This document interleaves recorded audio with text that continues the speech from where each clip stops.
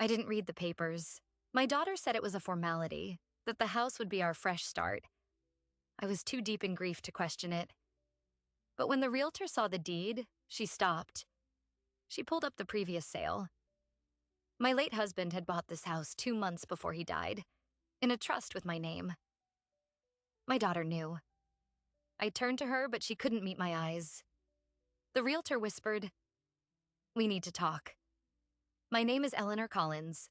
6 months ago, I buried my husband of 37 years. Grief had hollowed me out so completely that I couldn't see what was right in front of me. My daughter, Sarah, had been my anchor through the darkest days. She found the perfect little house on Maple Street and promised it would be our fresh start. I handed over the inheritance without looking at a single document. But the secret that deed exposed in the realtor's office was only the first crack in a deception that had been built against me long before my husband ever died. 3 months after the funeral was when Sarah first brought up the house. It was a Tuesday evening. She had come over with takeout from the Thai place I used to love, back when I still had an appetite. She set the containers on the kitchen counter and started talking before I even had a fork in my hand. "Mom, I found something. A little craftsman on Maple Street. 2 bedrooms, big porch, a garden already planted. The owners are motivated." I told her I wasn't ready to think about moving. My husband Robert had only been gone 12 weeks. Every room in our house still held him. His reading glasses on the nightstand, his jacket on the hook by the door, the half-finished crossword puzzle from the day he went into the hospital. Sarah took my hand and spoke in that soft, patient voice she'd used since I first fell apart. "I know it's hard, but this house is a sign. It's exactly what you need. A fresh start. Somewhere without all the memories pressing in." She squeezed my fingers. "Dad would want this. He told me once that he hated the thought of you being stuck in this big old place alone." That was the sentence that did it. The mention of her father. Because Robert had always worried about me being alone. He'd been the planner, the protector. I had been the one who trusted too easily, who signed things without reading the fine print. He used to joke that if it weren't for him, I'd have given away the house to the first person who asked nicely. Now he wasn't there to stop me. Over the next few weeks, Sarah made the house on Maple Street sound like salvation. She drove me past it 4 times. Each time she pointed out a new detail. The porch swing, the rose bushes, the neighbors walking their golden retriever. She mentioned the price. $240,000. Exactly the amount of the life insurance payout Robert had left me. The coincidence should have struck me as strange. But my mind was fog. Grief does that. It steals your perception. I was a woman who had once managed a department of 40 people and could recite a budget line by line. Now I couldn't bring myself to read a single document my daughter put in front of me. The inheritance money arrived at the end of the month. A cashier's check deposited into my account. Sarah was with me at the bank. She held my elbow as I walked, guided me to the teller window, helped me fill out the deposit slip because my hands were shaking. That night she came over with the purchase agreement for the Maple Street house, 20 pages of legal language. She set it on the kitchen table with a pen on top. "It's just standard stuff. I already had a lawyer look it over. All you have to do is sign." I signed the first page without reading it, then the second, then the signature page at the back. Sarah collected the papers and hugged me. "You're doing the right thing, Mom. This is going to be so good for us." I didn't notice at the time that she said us. The closing was scheduled 10 days later at a title office on the west side of town. I wore a navy dress that Robert had always liked. Sarah picked me up and drove, one hand on the wheel, the other holding a coffee she'd brought for me. She was humming. I remember that. Humming a tune I didn't recognize. The title office was a bland building with fluorescent lights and gray carpet. The seller's agent was already there, a young man in an ill-fitting suit. The realtor representing us was a woman named Margaret Hearn, a friend of Sarah's from her book club, or so I'd been told. Margaret had kind eyes, the sort that crinkled at the corners when she smiled. She shook my hand warmly and guided me to a seat at the conference table. Sarah sat beside me, her purse on her lap, her posture perfectly straight. Margaret began flipping through the deed and title documents as a formality. The seller's agent made small talk about the weather. Margaret's finger moved down the page, line by line, her lips moving silently. Then she stopped. The crinkles around her eyes vanished. She looked at the seller's agent and asked him to pull up the previous sale record on his laptop. Her voice had changed. It was calm, professional, but there was a new tension in it. The agent typed a few keystrokes, turned the screen toward her. Margaret stared at it for a long moment. Then she looked at me oddly, a look that held both confusion and concern. "Mrs. Collins," she said quietly, "could you tell me how long you've been looking at this property?" Sarah jumped in before I could answer.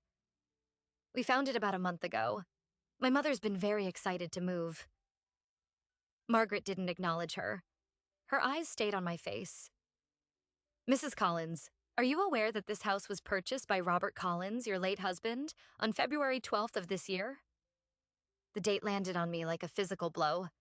February 12th, Robert had died on April 3rd, just under 2 months later. I opened my mouth, but no sound came out. Margaret turned the laptop toward me. On the screen was a scanned document, a warranty deed with my husband's unmistakable signature at the bottom. Beneath his name were the words, "Trustee of the Eleanor Collins Irrevocable Trust." My name. He had put the house in a trust, with me and only me, as the beneficiary. The floor felt like it dropped away. Robert had purchased the house as a gift, a secret he never got to reveal. And my daughter had led me to it, had convinced me to use his insurance payout to buy it again. I turned to Sarah. Her face was pale. She wouldn't meet my eyes. She stared straight ahead at the far wall, her jaw tight. Margaret quietly set the papers down on the table and leaned toward me.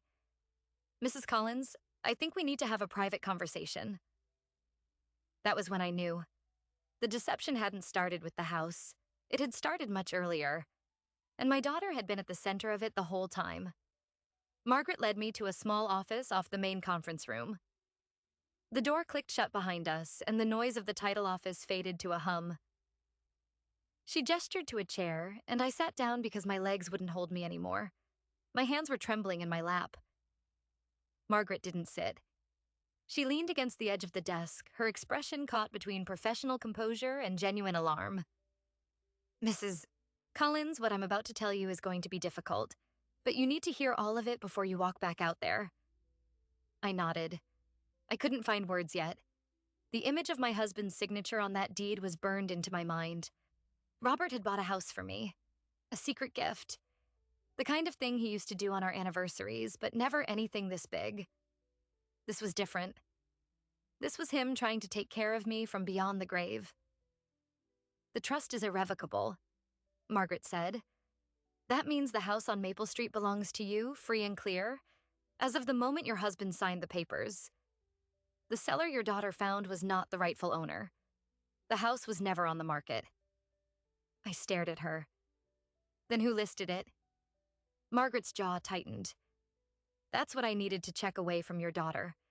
I recognized the trustee's name on the deed because I handled the original sale back in February. Your husband worked with a local estate attorney, a man named David Laughlin. David set up the trust and recorded the deed. I was the closing agent. I remember Robert well. He talked about you the entire time." Her voice softened. "He said you'd always wanted a porch with a swing." Tears burned at the corners of my eyes. I had told Robert that 30 years ago, on our honeymoon, driving through a small town in Vermont. He remembered. He always remembered. "If the house is in a trust, how could anyone list it for sale?" I asked. Margaret took a breath. "That's the part that makes me sick. The listing wasn't legitimate.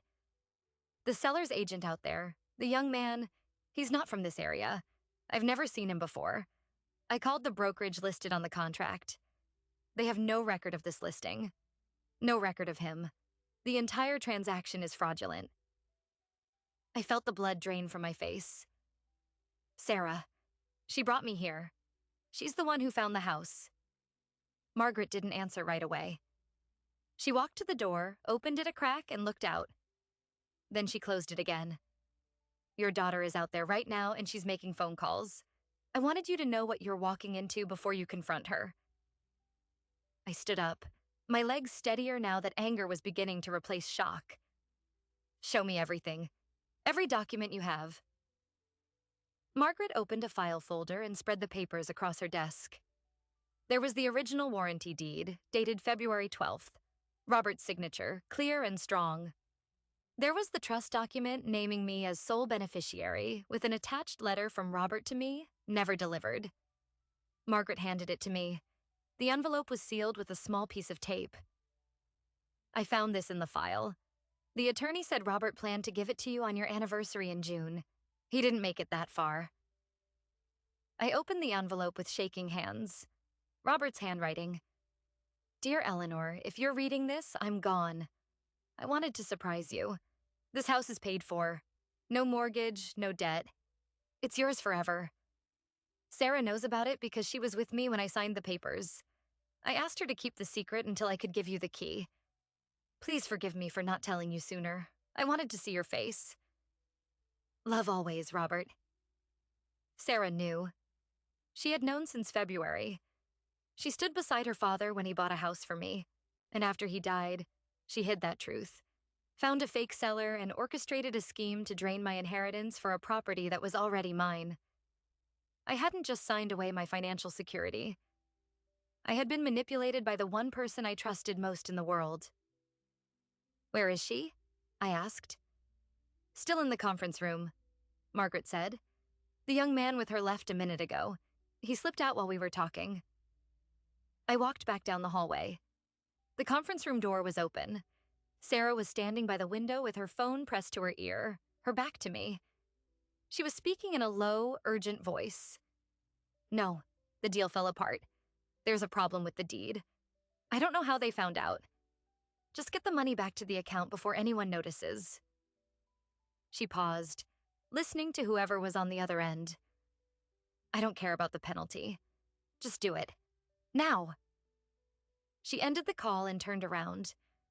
When she saw me standing in the doorway, the blood drained from her face. For a long moment, neither of us spoke. Then Sarah's expression shifted. The mask of the concerned daughter dissolved, and underneath was something I had never seen before. Calculation. Mom, let me explain. You knew. I held up the letter from Robert. You knew in February. You watched me grieve for months, and the whole time you were planning this. Sarah's eyes flicked to the letter, then back to my face. She didn't deny it. Dad was going to give you everything. The house, the insurance, the stocks. He left me nothing. Absolutely nothing. I was his only child, and he just assumed I'd be fine. But I wasn't fine. I had debts you don't know about. A business that failed. A partner who emptied my accounts and disappeared. I needed a way out, and Dad made sure I didn't have one. So you stole from me instead. The house was just sitting there. You didn't even know about it. Her voice hardened. I found a buyer for it, a real one, but they pulled out. So I created a fake listing. I found someone to pose as the seller's agent. All you had to do was sign. You were going to live there either way. The only difference was that I would have the money to survive. $240,000 would have erased everything. I took a step closer. The anger was so hot inside me that it felt cold. And what about after? When the real title owner, me, showed up? What was your plan then? Sarah looked away. For the first time, she seemed genuinely uncertain. I was going to figure it out.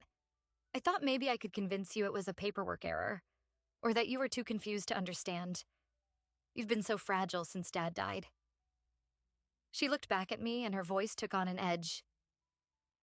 Honestly, Mom, I didn't think you'd survive long enough to find out.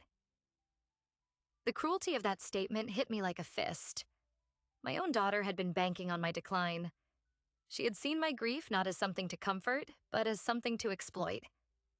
I thought about all the times she brought me soup when I couldn't eat, sat with me while I cried, told me I was going to be okay.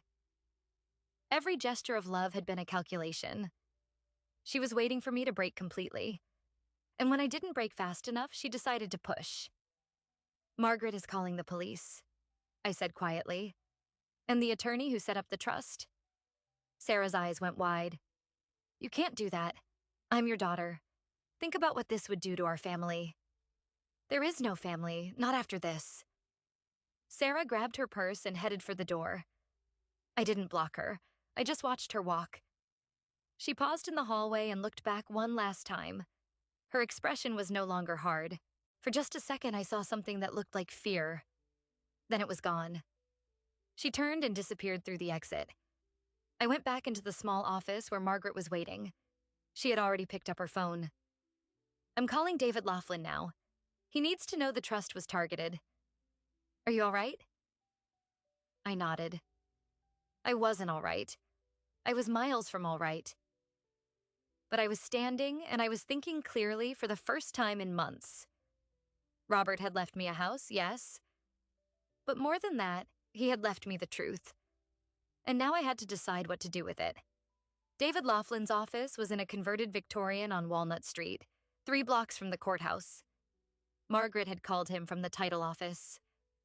By the time I arrived, he was waiting at the door. He was younger than I expected, mid-40s with wire-rimmed glasses and the careful posture of a man who spent his life preparing for worst-case scenarios. He led me into a conference room lined with law books and closed the door. Mrs. Collins, I need to start by telling you something your husband asked me never to say unless something like this happened. And something like this has happened. I sat down. Tell me. David opened a filing cabinet and pulled out a thick manila folder with my name on it. Robert came to me in January, 3 months before he died. He said he was building a case. He asked me to keep this file and to give it to you if your daughter ever attempted to access any of the assets he'd placed in trust. When Margaret called, I knew that moment had arrived. I stared at the folder. Robert had been building a case. The phrase echoed in my mind. He had known. He had seen something in Sarah that I had refused to see. What kind of case? David sat across from me. Your husband was a forensic accountant. He spent his career uncovering fraud. He told me that 18 months ago, he started noticing irregularities in his own accounts. Small withdrawals, credit card charges he didn't recognize. At first, he thought it was identity theft from a stranger.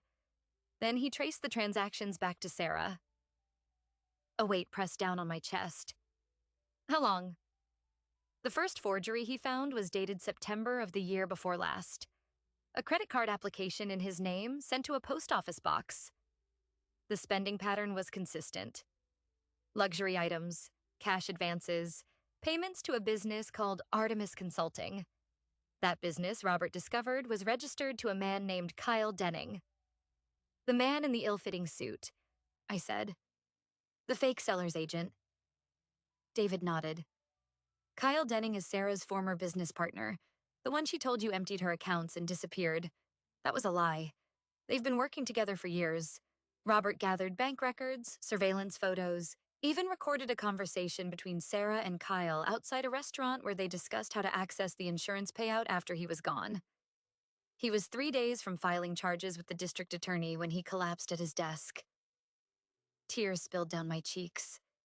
He died trying to protect me, not just from an empty bank account, but from our own child. David opened the folder and laid out the evidence page by page. Forged signatures on loan documents, statements showing cash transferred from Robert's investment accounts to accounts in Sarah's name. Emails between Sarah and Kyle discussing the Maple Street property, how the trust could be circumvented if I was persuaded to sign a purchase agreement. And then a letter from Robert, typed and dated 1 week before his death. Eleanor, if you're reading this, I didn't make it. I kept this from you because I wanted to be sure. I wanted to hand you a finished case, not a burden of suspicion. But now the burden falls to you. The house on Maple Street is protected. All of our major assets are in irrevocable trusts that Sarah cannot break. The insurance policy required your direct approval for disbursement, which is why she needed you to sign. You are the gatekeeper. My only regret is that I couldn't stop her before she hurt you again. Forgive me for leaving you with this fight. I set the letter down. He knew she would try to exploit me directly. He knew, David said. and he built a fortress around you, but he couldn't protect you from her emotional manipulation. That's why he left the letter with the trust documents. He hoped you'd read it before signing anything. He didn't anticipate she'd get you to sign within days of the payout. I handed over the money without even looking, I whispered. The police can still act. Forgery, elder fraud, conspiracy, all felonies. With what Robert gathered, they could arrest her tonight. I thought about Sarah's face in the conference room, the cruelty of her words. You thought I wouldn't survive long enough to find out. Then I thought about her face as she left, that flash of fear. She knew she was caught, but she didn't know how deep the trap went. Call the police, I said, and give me copies of everything. The next 48 hours were a blur of statements, affidavits, and quiet moments alone in my house where I replayed every memory with new eyes. The day Sarah cried with me at the funeral, holding my hand. She had been counting the weeks until she could make her move. The time she brought over paperwork for me to sign, claiming it was just estate stuff. Each signature was a link in a chain she was wrapping around me. I called the insurance company. The fraudulent purchase of the house had not yet been finalized. The funds, all $240,000, were still in escrow. The title company flagged the transaction as fraudulent and the money was frozen before Sarah could redirect it. I had not lost my security, but the emotional cost was immeasurable. The police arrested Sarah at her apartment on a Thursday morning. They found Kyle Denning there as well. Both were charged with felony fraud, forgery, and conspiracy to commit elder abuse. The search of Sarah's apartment revealed additional evidence. A second set of forged documents attempting to transfer ownership of my home, my current home, into a trust she controlled. She had been preparing to take the roof over my head as well. When the detective told me that, I finally understood the full scope of what Robert had uncovered. This wasn't a single desperate act. It was a systematic dismantling of my life, orchestrated by my own daughter over the course of years. Sarah's first court appearance was brief. She stood in front of the judge with her public defender, her hair unwashed, her eyes hollow. I watched from the gallery. She didn't look at me. She pleaded not guilty. The trial date was set for 6 months out. In the weeks that followed, I did what Robert would have done. I went through every account, every statement, every document with the help of David Laughlin and a forensic accountant Robert had trained years earlier. We found more. Sarah had taken out loans against the equity of a vacation property Robert had sold years before, using forged documents to make it appear he still owned it. The total financial damage she and Kyle had attempted across multiple schemes exceeded $450,000. Most of it had been blocked or recovered, but the trail of harm went back further than I had imagined. I learned that one of Robert's former colleagues, a woman named Patricia Bell who ran a small charity, had been targeted by Sarah 6 years earlier. Patricia was in her 70s, trusting, and Sarah had positioned herself as a volunteer coordinator. She had skimmed donations and convinced Patricia to sign over a portion of the charity's reserve funds for a grant program that never existed. Patricia never reported it out of shame. I found her number in Robert's notes and called her myself. She cried when I told her Sarah would finally be held accountable. Your husband promised me justice, she said. He said he would make sure she never hurt anyone again. I promised Patricia I would finish what Robert started. And then came the hardest revelation of all. In the final weeks of his life, Robert had recorded a video message. The file was hidden on an encrypted drive that David Laughlin unlocked after the arrest. I sat alone in my bedroom and watched it. Robert, thinner than I remembered, wearing the blue sweater I'd given him for Christmas, looked into the camera with steady eyes. Ellie, he said, I know what you're going to find. I'm sorry I didn't tell you while I was alive. I thought I had more time. Sarah is my daughter too. Loving her was never a choice, it was just what was true. But loving her didn't mean letting her destroy you. If you're watching this, you've seen the evidence. You know what she did. The next part is yours. Don't let her break you. Forgive yourself for not seeing it sooner. You trusted because you loved. That's not a flaw. It's the reason I fell in love with you in the first place. He paused and his voice cracked. The house on Maple Street has a porch swing. I tested it myself. It's solid. Sit in it sometimes and remember that I'm still watching out for you. I watched that video 5 times. By the fifth, I was no longer crying. I was ready. The trial lasted 3 weeks. I attended every day. Sarah sat at the defense table in a series of gray suits her attorney had found for her. Her hair pulled back tight, her expression unreadable. She had refused every plea deal the prosecution offered. She was still convinced she could talk her way out. The courtroom was a small, wood-paneled room on the 3rd floor of the county courthouse. The same courthouse where Robert and I had gone to get our marriage license 37 years earlier. I sat in the front row of the gallery, directly behind the prosecutor. I didn't bring tissues. I had stopped crying months ago. What I felt now was something closer to clarity. The prosecution presented Robert's evidence first.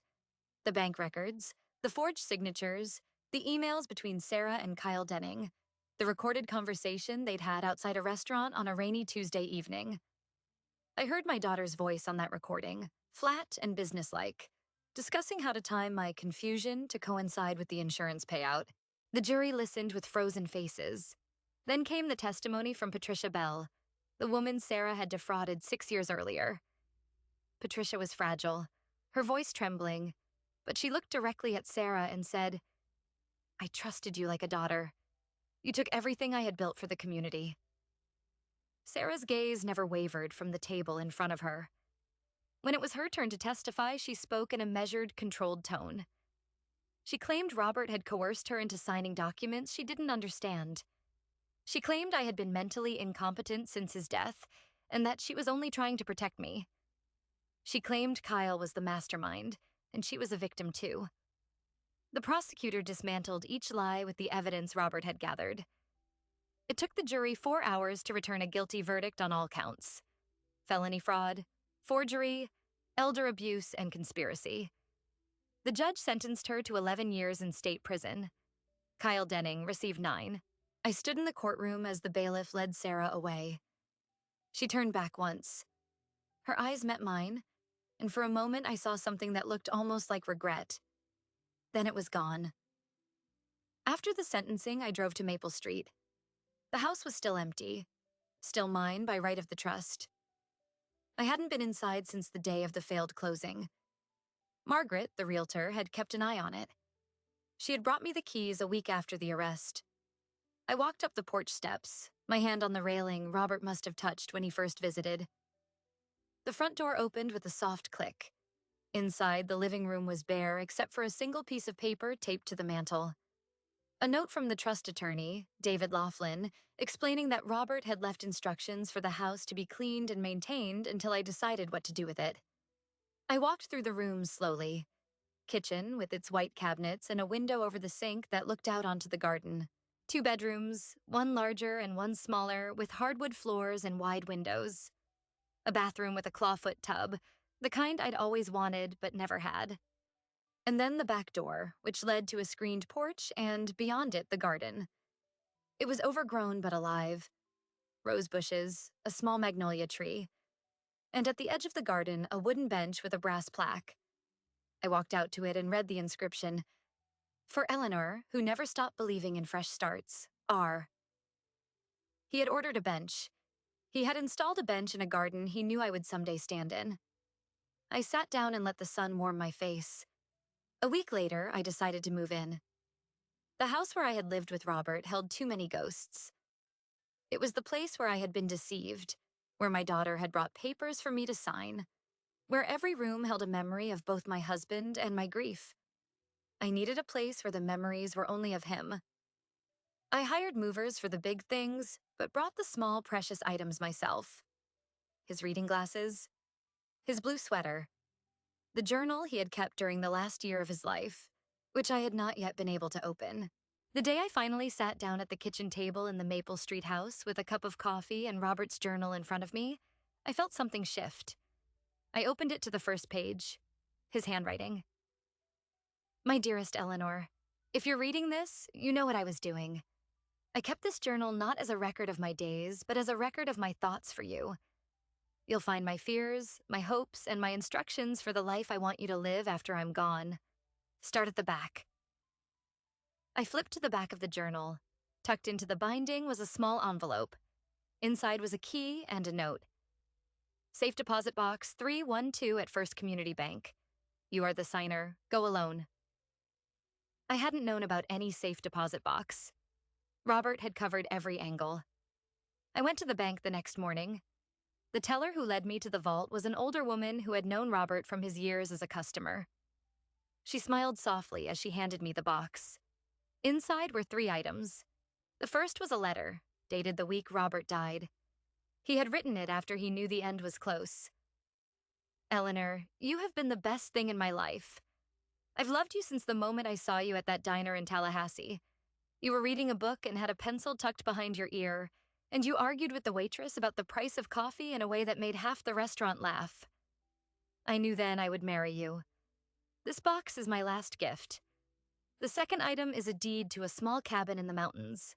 It's modest, but it's quiet. And it's yours. I bought it under a different trust so that Sarah could never touch it. If things ever feel too heavy, go there. The third item is for you to open when you are ready to think about the future, not the past. I love you, Robert. The third item was a sealed envelope, thicker than the others. I didn't open it yet. I wanted to wait until I was sitting on the porch swing.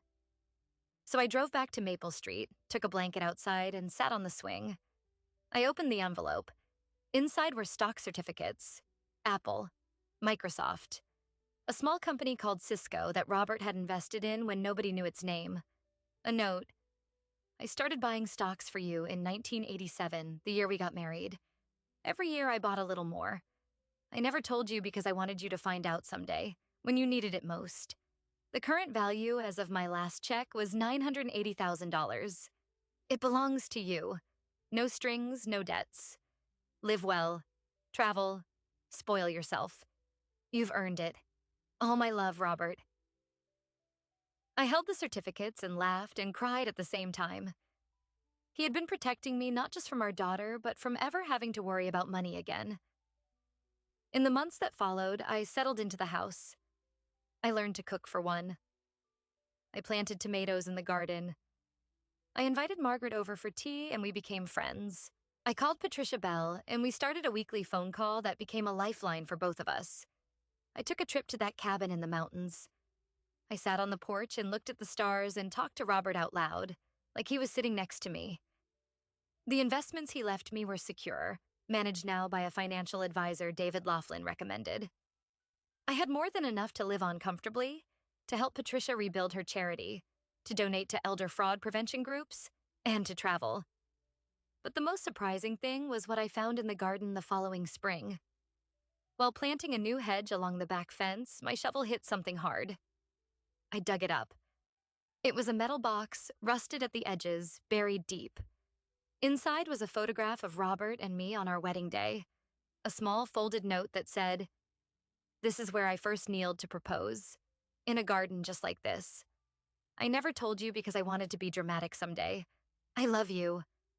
And a small velvet pouch. Inside the pouch was the engagement ring I had lost in the garden of our first home 20 years earlier. I had cried for weeks over that ring. Robert had told me it was gone forever. He had found it the day after I lost it and kept it, planning to surprise me on our 40th anniversary. He had buried it here in a garden he designed, for me to find when I was finally ready to plant something new. That night, I put the ring back on my finger and I talked to Robert one more time. I told him I missed him. I thanked him for everything he had done, and I promised him that I would spend the rest of my days living the life he wanted for me. Full, brave, and surrounded by love. What Robert left me wasn't just a house or a ring or a stock portfolio. It was a blueprint for how love survives. He knew the darkest truth about our daughter and chose to meet it with preparation, with evidence, with the fierce, quiet resolve that defined his entire life. He didn't let the betrayal make him bitter. He let it make him strategic. And that strategy became the shield I didn't know I needed until I was standing in that title office, watching my world crack open. For months, I carried a weight I couldn't name. It wasn't just grief for Robert. It was shame. Shame that I had handed over my inheritance without reading a single line. Shame that I had been so blinded by trust that I couldn't see what my own child was doing. But sitting on that porch swing, looking at the garden Robert planted in my name, I realized something. The trust I gave Sarah was not a weakness. It was a reflection of who I am. And the fact that she exploited it says more about her emptiness than about my foolishness. The elder fraud epidemic is real. It happens in quiet living rooms, at kitchen tables, in phone calls that sound like concern, but are actually cages. Sarah was a predator who wore a daughter's face. She studied my grief like a trade, learned my rhythms, and inserted herself into every crack. What stopped her was not my vigilance. It was my husband's foresight. And that is the lesson I carry now. The people who love you don't just hold your hand. They build the safety net you can't see, so that when the fall comes, you don't hit the ground alone. So I sit here now, in this house on Maple Street, the porch swing creaking gently, the ring back on my finger.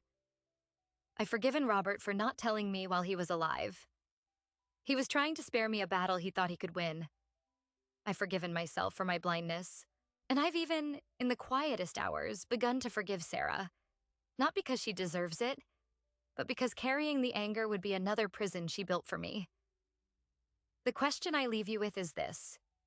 Could you, after everything, trust again?